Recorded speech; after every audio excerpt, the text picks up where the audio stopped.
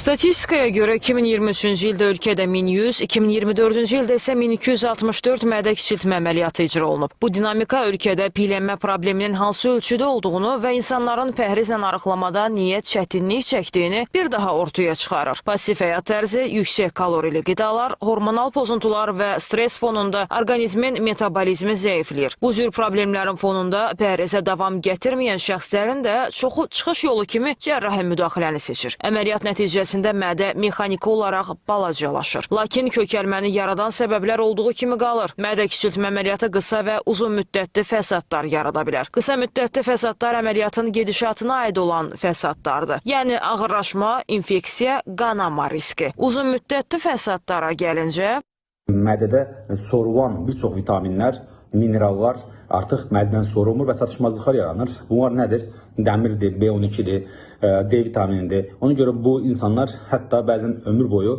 bu dərman preparatlarından istifadə edə bilirlər. Öd-daşı xəstəliyi. Bunlara sürətli arıqlama olduğuna görə bu xəstələrdə artıq öd-daşının yaranma riski çox-çox yüksəkdir. Bundan başqa Dempik sindromu dediğimiz bir sindrom var ki, şəkərli və yağlı qidalardan sonra bulantı, qusma şikayətlərinin ortaya çıxması müşahidə olunan fəsadlardır.